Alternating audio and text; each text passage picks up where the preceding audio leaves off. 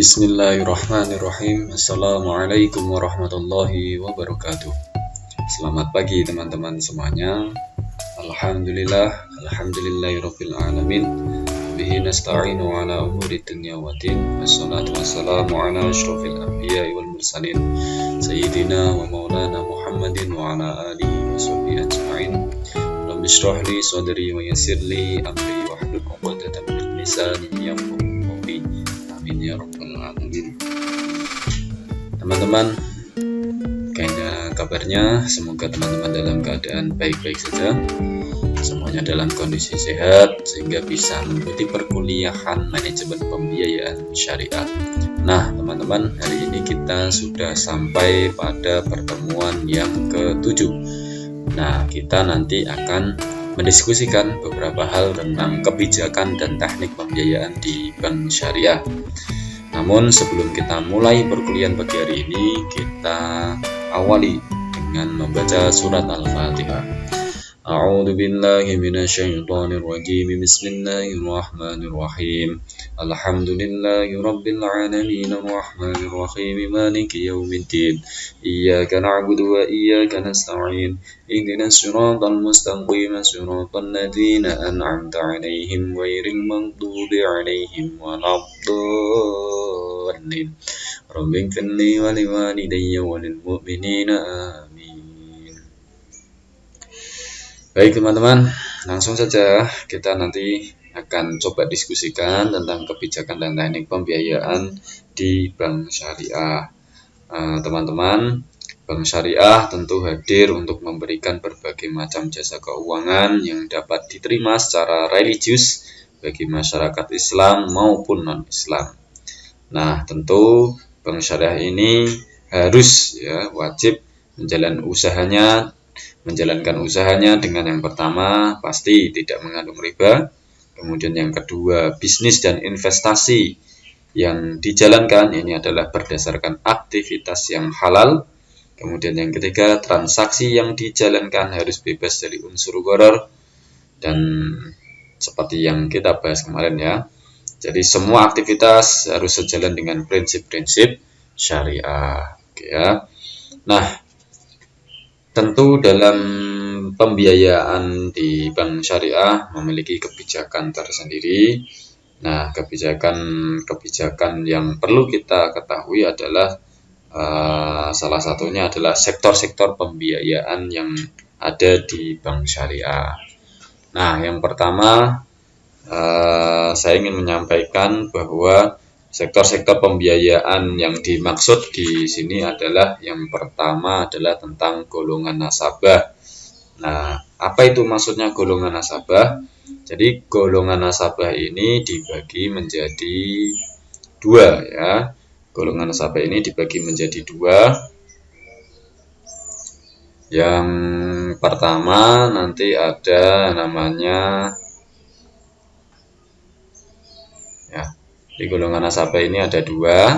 Nanti ada yang pertama adalah wholesale ya. Wholesale. Ya. Apa itu wholesale? Wholesale itu adalah kelompok nasabah yang memiliki usaha dalam bentuk korporasi dan menengah gitu. Jadi sifatnya memang dia adalah bentuknya korporasi begitu. Nah, kemudian ada juga golongan nasabah yang lain itu namanya adalah retail. Apa itu maksudnya retail? Retail itu adalah kelompok usaha nasabah yang diklasifikasikan sebagai pengusaha kecil. Oke ya teman-teman. Jadi golongan nasabah dalam sektor pembiayaan ini ada dua. Yang pertama wholesale bersifat korporasi dan yang kedua adalah retail. Di situ klasifikasinya adalah pengusaha kecil. Oke, kemudian yang kedua adalah valuta. Apa itu valuta? Nah, jadi valuta itu maksudnya adalah pembiayaan yang berkaitan dengan aktivitas valuta domestik maupun asing, seperti misalnya mata uang rupiah atau mata uang asing gitu. Kemudian dari sisi penggunaan kalau dilihat dari penggunaan pembiayaan, maka pembiayaan itu dapat digunakan untuk berbagai macam hal, misalnya modal kerja ya, terus apalagi misalnya investasi ya, kemudian konsumtif. Nah, jadi penggunaan dari sisi pembiayaan ini ada 3 ya, ada modal kerja, bisa untuk modal usaha, kemudian investasi untuk invest, dan selanjutnya untuk konsumtif juga. Oke, kemudian selanjutnya adalah sektor dari segi skala prioritas. Kalau dari skala prioritas, pembiayaan yang dapat dilakukan oleh Bank Syariah ini bisa berbentuk pembiayaan program pemerintah misalnya. Kemudian pembiayaan komersil. Kalau biasanya kalau program pemerintah itu kan misalnya kayak kredit usaha rakyat yang terkenal dengan KUR itu kan. Kemudian kalau pembiayaan komersil ini pembiayaan yang biasanya dilakukan oleh bank itu sendiri. Oke, kemudian dari sisi sektoral, ya, dari sisi sektoral bisa dilihat ya sektor mana saja yang dibiayai oleh bank syariah ya. Misalnya kayak pertanian ya, kemudian pertambangan, perindustrian, listrik, konstruksi, perdagangan, pengangkutan, jasa dunia usaha, jasa sosial, dan lain-lainnya. Jadi kalau dilihat dari sisi sektoral. Nah, kemudian kalau dilihat dari jenis pembiayaan ya banyak, karena bank syariah ini kan sangat variatif ya produk-produknya. Jadi bank syariah ini menawarkan produk-produk kayak mudharabah ya, musyarakah, ya, terus apa lagi? Murabahah, salam ya, istisna, dan banyak lagi. Nah, maka inilah sekilas tentang sektor-sektor pembiayaan di bank syariah gitu. Oke, selanjutnya adalah penyusunan rencana. Nah, perjanjian pembiayaan di bank syariah ini teman-teman pada dasarnya ini melibatkan 4 hal ya, melibatkan 4 hal ya. Jadi pada dasarnya perjanjian pembiayaan di bank syariah ini kan melibatkan 4 hal ya. Yang pertama Pak, yang pertama itu banknya ya, banknya sebagai pemberi pembiayaan. Kemudian yang kedua adalah tentu nasabahnya ya. Nasabah ini siapa? Yaitu sebagai pihak penerima pembiayaan. Kemudian yang ketiga apa? Yang ketiga adalah objek ya. Objek yang dituju untuk dibiayai apa gitu. Kemudian yang keempat adalah jaminannya. Nah, ini penting. Jadi jaminan yang diberikan oleh nasabah kepada bank. Jadi berdasarkan 4 hal ini, Bank Syariah selanjutnya membuat rencana pembiayaan. Oke ya. Oke, jadi dalam penyusunan perencanaan pembiayaan ini sebenarnya bisa melihat atau menyusun perencanaan ini yang bisa dijadikan rujukan ini adalah menggunakan beberapa pendekatan ya, beberapa pendekatan. Yang pertama di sini adalah pendekatan berdasarkan sumber dana. Nah, maksudnya gimana ini pendekatan berdasarkan sumber dana? Nah, pendekatan berdasarkan sumber dana ini maksudnya adalah pendekatan yang kegiatan pokoknya itu adalah bank mengumpulkan dana kemudian menyalurkan dana tersebut dalam bentuk pembiayaan gitu ya. Jadi kemampuan bank dalam menyalurkan pembiayaan ke masyarakat ini nanti sangat tergantung kepada sumber-sumber dana yang dapat dikuasai. Nah, maka masalah perencanaan pembiayaan ini jika dilihat dari melalui pendekatan sumber dana ini antara lain misalnya berapa volume ya, volume dana yang bisa dikumpulkan, kemudian berapa volume yang bisa disalurkan ya.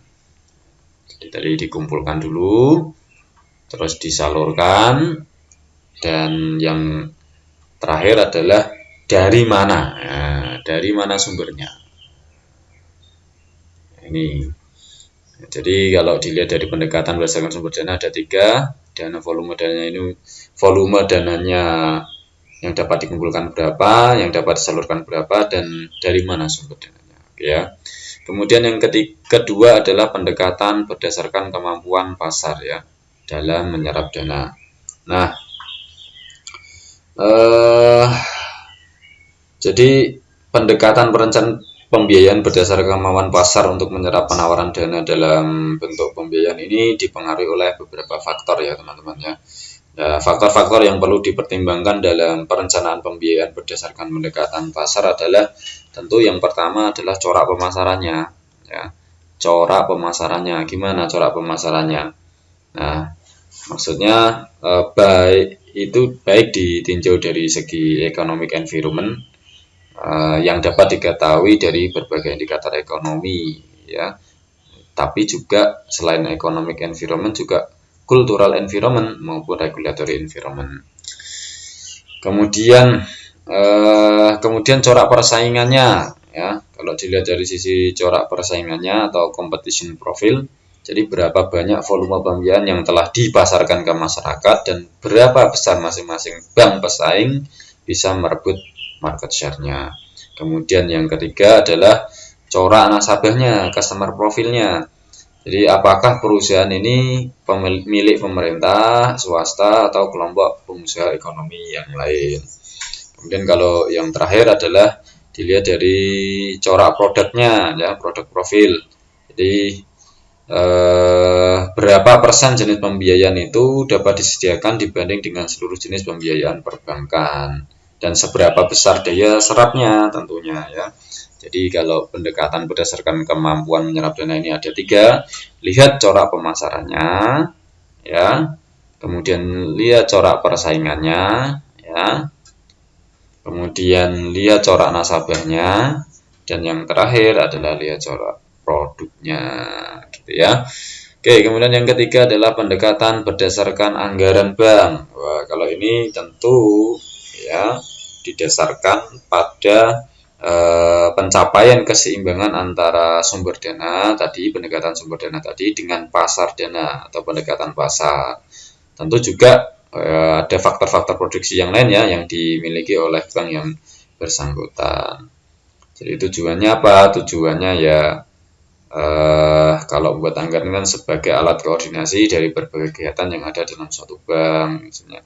Nanti juga bisa dijadikan sebagai alat pengawasan karena anggaran kan merupakan tolak ukur ya dari rencana kerja yang akan direalisir di kemudian hari. Ya, maka anggaran ini juga penyusunan anggaran ini bisa dijadikan sebagai alat pemilihan alternatif-alternatif yang akan ditempuh suatu bank. Nanti tentu untuk menuju profitnya gitu. Oke, kemudian yang terakhir adalah pendekatan berdasarkan ketentuan-ketentuan moneter. Nah, model ketentuan moneter di bidang pembiayaan ini dapat terjadi ya, dan cara-cara pemanfaatannya bagi bank itu tergantung juga. Jadi misalnya pemberian pembiayaan ke sektor-sektor ekonomi ini diprioritaskan bagi siapa, manfaatnya seberapa. Nah, dan ini bisa terjadi ketika adanya bantuan pendanaan dari pihak berwenang, misalnya dari pemerintah. Kemudian ada juga karena memang adanya bantuan share dana dari pihak-pihak yang berwenang selain pemerintah. Gitu. Nah, ini ya, jadi pendekatan berdasarkan ketentuan-ketentuan moneter ya tergantung faktor-faktor moneternya. Misalnya dalam rangka pembentukan modal domestik, ini nanti nampak dalam pemberian investasi, misalnya kayak pengadaan barang-barang modal gitu ya. Ada juga misalnya kalau untuk perbaikan neraca pembayaran luar negeri, ini misalnya dengan mendorong ekspor melalui pembiayaan ekspor atau substitusi barang impor dan seterusnya. Bisa jadi juga membiayai proyek-proyek pemerintah juga bisa. Nah, gitu. Oke ya. Kemudian selanjutnya adalah kelayakan pembiayaan. Nah, ini penting nih, kelayakan pemberian pembiayaan. Jadi teman-teman, proses pemberian pembiayaan bank syariah kepada nasabah-nasabahnya itu sangat memperhatikan aspek-aspek teknik administratif ya. Jadi sebenarnya aspek-aspek yang perlu diperhatikan ini hanya ada 2. Yang pertama itu surat permohonan pembiayaan, yang kedua adalah proses evaluasinya. Nah, nanti yang paling penting di proses evaluasi ya, karena akan berkaitan juga dengan surat permohonan pembiayaan. Oke. Baik, langsung saja ke proses evaluasi. Jadi di proses evaluasi ini sebenarnya meliputi 3 hal pokok ya. Di proses evaluasi ini ada 3 hal. Yang pertama adalah pastikan permohonan ini nanti lengkap. Ya. Jadi dalam penilaian suatu permohonan bank syariah ini harus berpegang pada prinsip kehati-hatian. Ingat ya, berpegang pada prinsip kehati-hatian. Kemarin sudah saya sampaikan juga. Nah, proses penilaian itu meliputi yang pertama adalah permohonan yang lengkap, teman-teman. Nah, permohonan yang lengkap ini maksudnya apa? Permohonan ini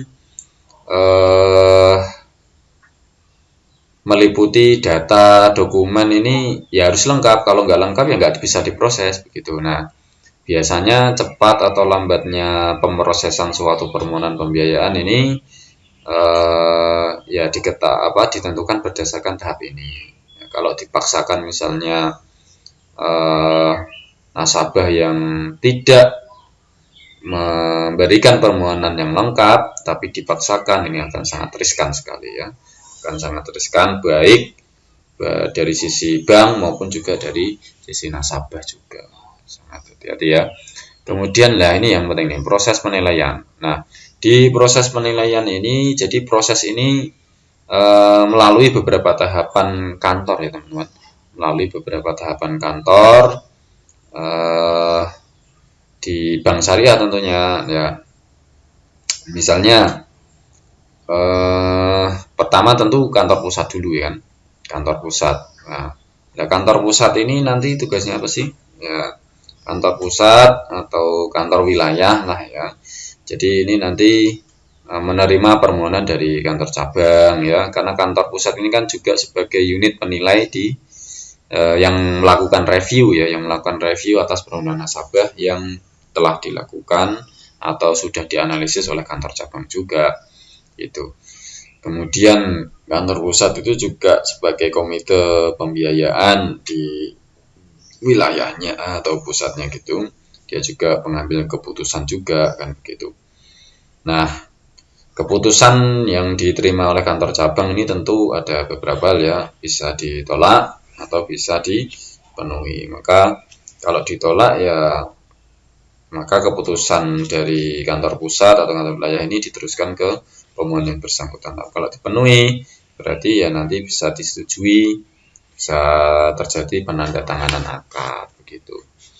Nah, kemudian yang kedua adalah kantor cabang ya. Nah, kantor cabang ini apa? Nah, di sini proses penilaiannya di sini adalah pembuatan nota atau memo penilaian oleh unit penilai kantor cabang ya. Kemudian proses pengambilan keputusan oleh komite pembiayaan begitu. Ya sama seperti di kantor pusat sebenarnya, dia nanti akan menghasilkan 2 keputusan penting, apakah itu ditolak atau disetujui. Kalau ditolak nanti dikembalikan ke nasabah, kalau disetujui maka dilakukan penandatanganan akad pembiayaan, pemantauan kan gitu. Oke, kemudian yang ketiga adalah yang ketiga adalah format memo nota penilaian. Nah, ini penting nih. Ini kalau melihat dari sini berarti nanti kita akan tahu apakah pengajuan dari nasabah ini layak dibiayai atau tidak. Ya, ini makanya butuh yang namanya format memo nota penilaian. Dan ini banyak nanti ya. Jadi format memo atau nota penilaian calon nasabah ini mencakup beberapa hal ya. Di antaranya adalah ini. Nah, banyak kan? Oke, coba kita bahas satu-satu. Oke. Nah, nota penilaian atau memo ini terdiri dari beberapa aspek ya. Yang pertama adalah tentang informasi umum. Nah, informasi umum itu apa? Informasi umum itu ya informasi yang diperlukan oleh bank syariah, misalnya kayak perusahaan itu namanya apa, alamatnya mana kan ya, bidang usahanya apa misalnya gitu. Kemudian status hukumnya PT atau CV atau apa kan gitu. Terus termasuk juga pemegang sahamnya ya, nama, kemudian porsi saham pemegang saham itu seberapa besar misalnya begitu. Oke ya. Itu informasi umum. Kemudian aspek legalitas ya. Aspek legalitas ini apa? Ya banyak juga, nanti meliputi kayak SIUP, TDP, SITU, HO, dan lain-lainnya, banyak sekali. Ya, SIUP apa sih SIUP?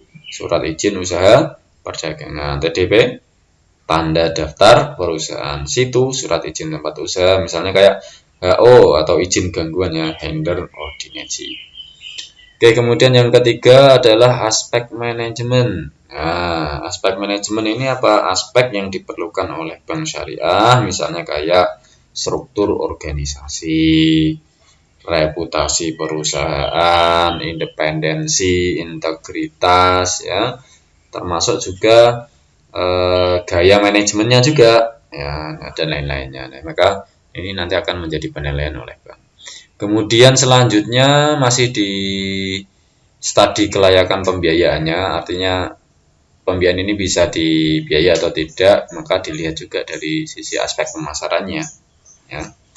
Aspek yang diperlukan oleh bank syariah misalnya kayak produk, ya, produk dari perusahaan itu. Nah, produk ya juga banyak juga, misalnya kayak karakteristik produknya apa, kebutuhan pokok kah, barang sekunder kah, kan gitu. Kemudian termasuk pengembangan produknya nanti gimana, diversifikasinya ada ndak, termasuk juga harganya ya, harga sumber bahan baku dan seterusnya, apakah impor, ekspor, dan seterusnya. Ini maka menjadi penilaian penting ini dalam penyetujuan pembiayaan nanti.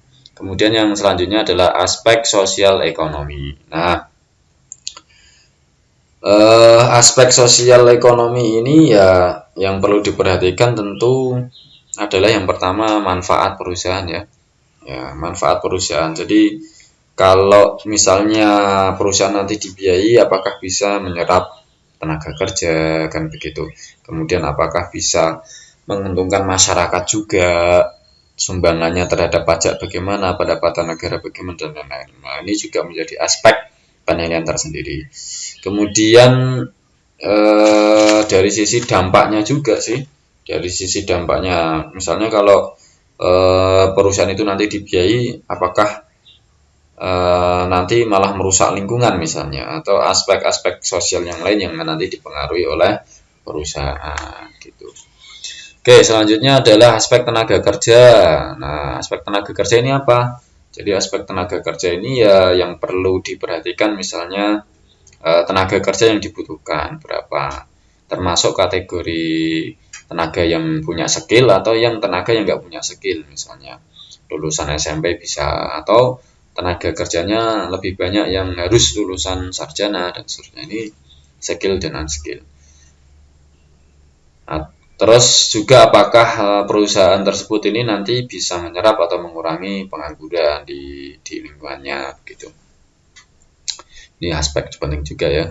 Kemudian aspek teknisnya, nah ini yang dinilai oleh bank juga. Jadi lokasi usahanya gimana, gitu. Kemudian bangunan gedung kantornya yang tersedia ini memadai tidak, terus mesin yang digunakan apa, teknologinya bagaimana, kemudian layout mesinnya, kelengkapan alat yang dimiliki apa saja, begitu. Itu termasuk juga aspek teknis, ya. Kemudian selanjutnya adalah aspek keuangan. Ini juga sangat penting. Jadi di aspek keuangan, bank syariah ini harus tahu ya.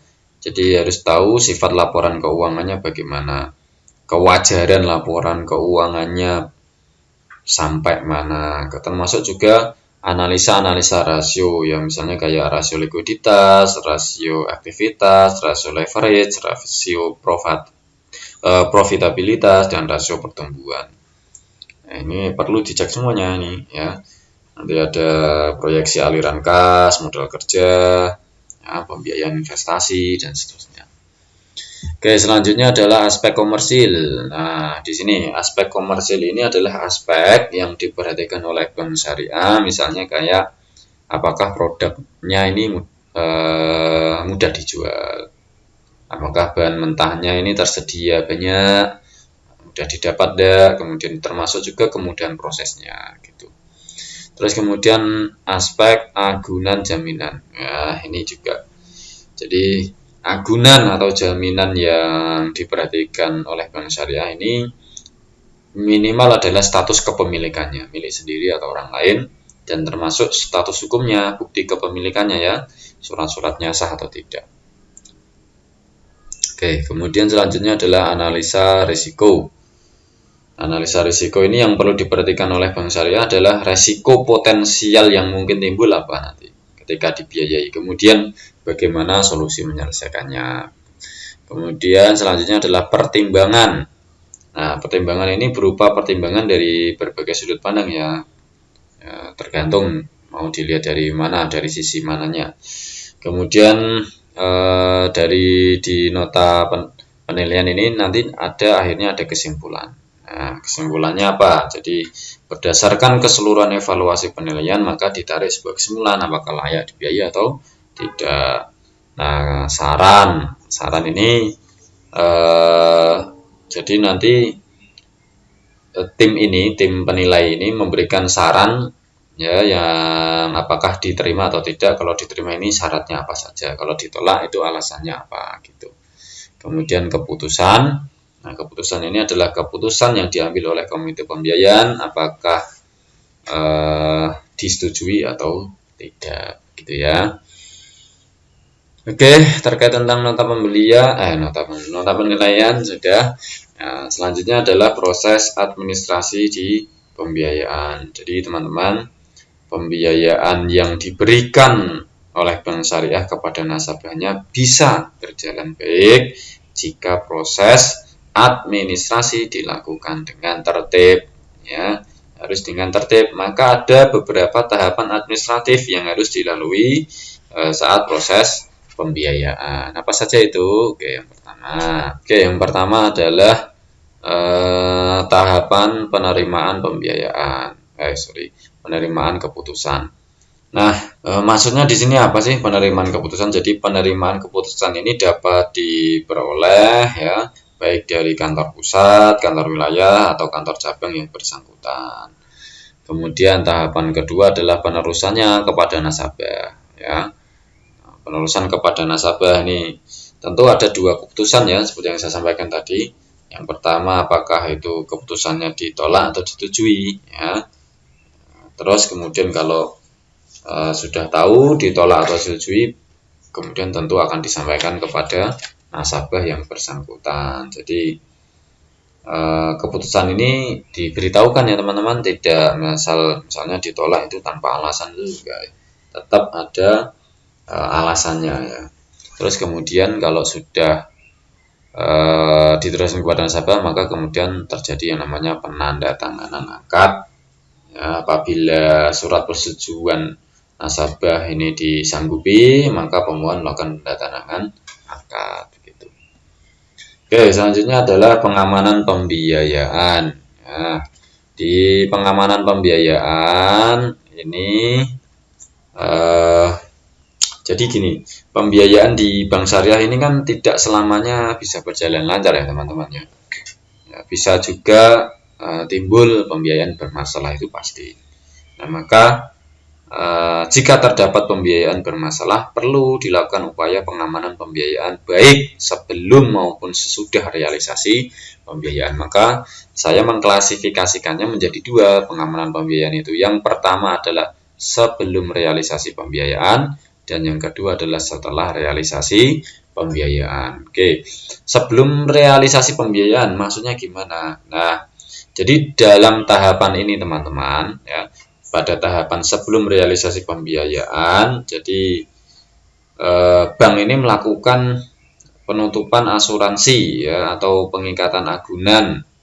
Nah, jadi khawatir ya kalau tidak diasuransikan nanti misalnya perusahaan mengalami kecelakaan yang tidak terduga, misalnya kebakaran atau yang lainnya, nanti bisa repot ini kalau pembiayaannya tidak diasuransikan. Jadi dalam tahapan ini berdasarkan persetujuan nasabah, bank ini melakukan yang namanya kayak semacam penutupan asuransi atau pengikatan agunan jika diperlukan.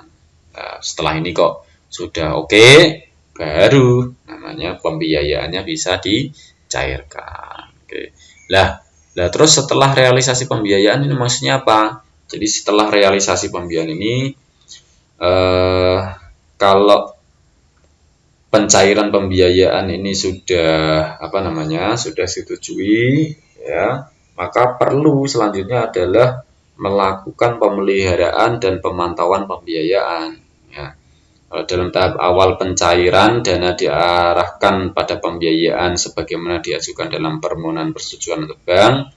Nah, ini jangan sampai bocor, ya, jangan sampai bocor, artinya nanti malah pembiayaannya ternyata di luar kesepakatan, dibeli untuk hal-hal konsumtif misalnya, nggak boleh, ya, nggak boleh. Makanya harus diawasi juga, ya, harus diawasi juga, jangan sampai bank lepas kontrol, ya, jadi nggak tahu nanti nasabahnya seperti apa gitu. Jadi butuh pengamanan waktu realisasi, sebelum realisasi pembiayaan dan setelah realisasi pembiayaan. Teman-teman juga harus ini melihat aturan-peraturan perbankan, ya. Teman-teman silakan nanti dibuka sendiri SK Direksi Bank Indonesia nomor 37/177/DIR tanggal 31 Desember 1998 tentang batas maksimum pemberian kredit. Ya, ini ada juga batasnya. Ya, nanti dipelajari. Kemudian yang kedua adalah Peraturan Bank Indonesia nomor 5/10/PBI/2003 tanggal 11 Juni 2003 pasal 5 butir 1 dan 2 tentang batas maksimum penyertaan modal bank syariah dalam aktivitas pembiayaannya. Nanti dibuka tugasnya panjenengan. Kemudian yang ketiga, baca juga Undang-Undang nomor 10 tahun 98 tentang prinsip kehati-hatian dan rambu-rambu kesehatan bank. Ya, nanti teman-teman di sana akan banyak bisa mengeksplor, ya, terkait tentang ini. Nanti di sana ada juga ini aturan kayak 30% dari modal, ya, 25% dari modal berapa gitu. Termasuk orang-orang yang terkait juga, ya. Jadi misalnya kayak yang pinjam itu ternyata punya hubungan dengan pemegang saham gitu, ya, atau punya hubungan dengan anggota Dewan Komisaris Bank atau anggota direksi, ini ada batas maksimalnya, misalnya 10%. Ya, nanti teman-teman dibaca, ya, di sana dibaca. Oke, selanjutnya adalah rambu-rambu kesehatan bank, teman-teman.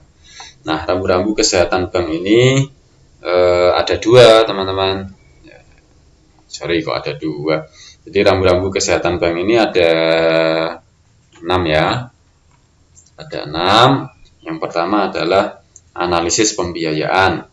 Nah, kalau dari sisi analisis pembiayaan itu sudah diatur, ya, dalam pasal 29 ayat 3 Undang-Undang Perbankan yang menentukan bahwa dalam memberikan kredit atau pembiayaan ini harus berdasarkan prinsip, ya, bagi syariah dan melakukan kegiatan usaha lainnya, ya, bank wajib menempuh cara-cara yang tidak merugikan bank dan kepentingan nasabah. Ya, konteksnya di sini adalah satu, ya, tidak boleh merugikan bank itu sendiri, dan yang kedua adalah tidak boleh merugikan nasabah. Makanya ya hati-hati dalam analisis pembiayaan, ya. Oke, kemudian yang kedua adalah BMPP atau BMPD, ya, batas maksimum pemberian pembiayaan. BMPP itu, kalau BMPD itu batas maksimum penyaluran dana. Sepertinya yang kemarin sudah sempat kita singgung, ya.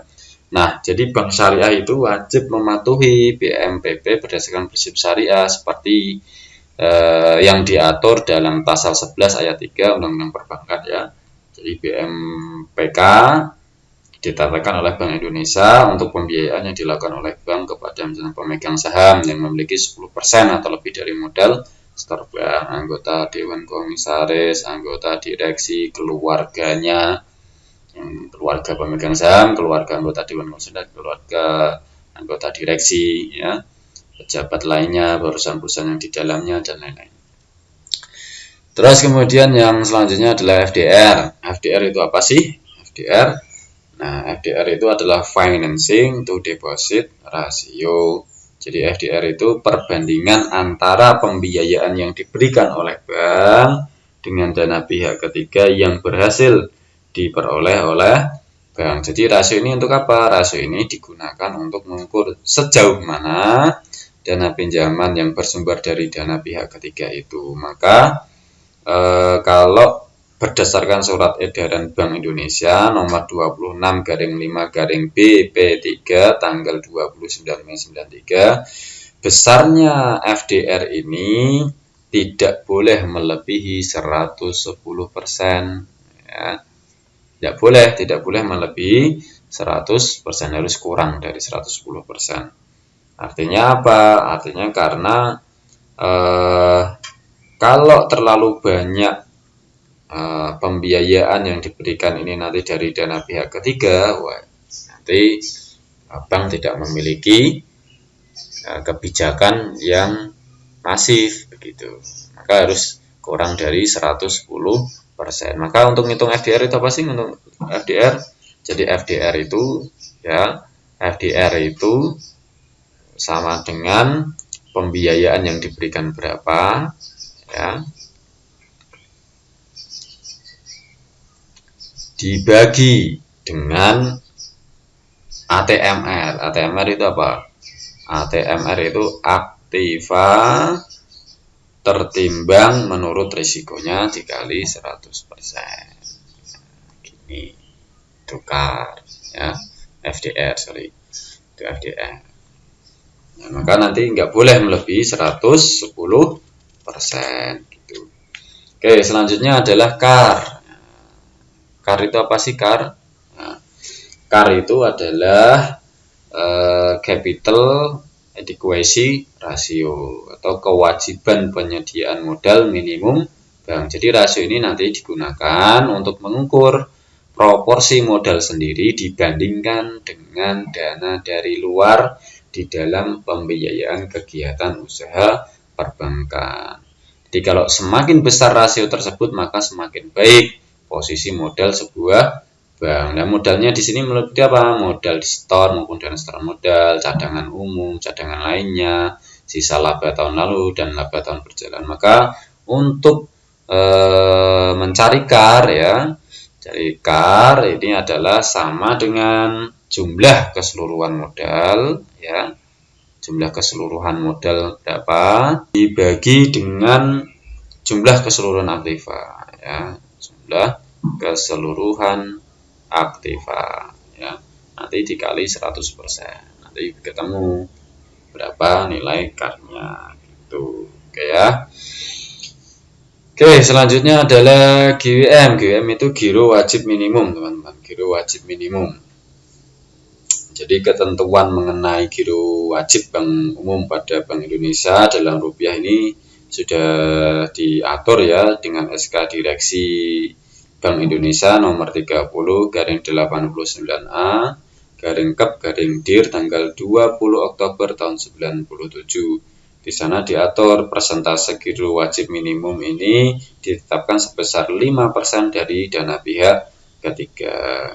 Kalau dalam valuta asing, GWM dalam valuta asing ini adalah 3% dari DPK dalam valuta asing gitu. Terus kemudian yang terakhir adalah laporan keuangan.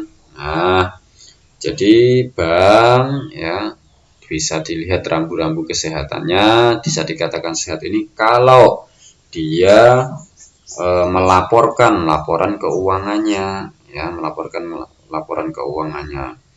Nah, maka pengumuman laporan keuangan atau publikasi ini selambat-lambatnya minimal, ya, 2 bulan setelah berakhirnya bulan laporan untuk laporan keuangan posisi akhir bulan Maret, Juni, dan September. Atau 4 bulan setelah berakhirnya tahun laporan untuk laporan keuangan akhir tahun posisi akhir bulan Desember yang telah diaudit oleh akuntan publik, ya. Selanjutnya adalah kebijakan margin dan nisbah, ya, ini terakhir, ya, kebijakan margin dan nisbah. Jadi faktor-faktor yang perlu dipertimbangkan dalam penetapan margin dan bagi hasil di bank syariah ini ada beberapa hal, ya, teman-teman. Yang pertama adalah komposisi pendanaan, bahasa titik, ya. Yang pertama adalah komposisi pendanaannya. Nah, bagi bank syariah yang pendanaannya sebagian besar diperoleh dari dana giro dan tabungan, yang notabene nasabah ini kan tidak setinggi pada deposan ya, apalagi kayak bonus gitu ya, maka penentuan keuntungan ya, margin bagi hasil bank ini akan lebih kompetitif jika dibandingkan suatu bank yang pendanaannya porsi terbesar berasal dari deposito, karena dia tidak dibatasi. Kalau usahanya berjalan semakin lancar, berarti otomatis kan bagi hasilnya juga semakin tinggi gitu.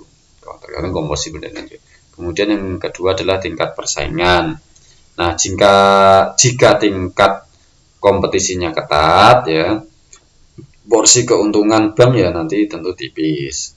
Kalau pada tingkat persaingan yang masih longgar, bank ini bisa mengambil keuntungan yang lebih tinggi, tergantung juga tingkat persaingannya gimana.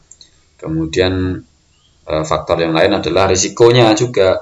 Jadi untuk pembiayaan pada sektor yang risikonya tinggi, bank bisa ngambil keuntungan yang lebih tinggi dibanding dengan risikonya yang kecil, kan sesuai risikonya yang ditanggung ya. Kemudian jenis nasabah. Yang dimaksudkan di sini maksudnya adalah nasabah prima dan nasabah biasa ya. Nasabah prima ini misalnya usahanya besar, kuat ya. Jadi bank ngambil keuntungan yang sedikit aja, nggak apa-apa, tipis nggak apa-apa. Tapi kalau untuk pembiayaan ada nasabah yang biasa, ini bisa diambil keuntungan yang lebih tinggi. Kemudian kondisi perekonomian ini juga mempengaruhi ya. Jadi siklus ekonomi misalnya kayak resesi, depresi ya, kalau terjadi di sebuah wilayah ya, maka ini juga menjadi pertimbangan ya, menjadi pertimbangan yang penting untuk dalam menetapkan margin dan bagi hasil. Dan yang terakhir tentu adalah tingkat keuntungan ya. Tingkat keuntungan ini kondisional ya, kondisional terkait masalah keadaan perekonomian pada umumnya, juga risiko atas suatu sektor pembiayaan gitu.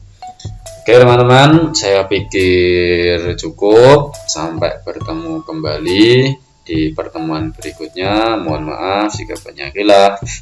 Wassalamualaikum warahmatullahi wabarakatuh.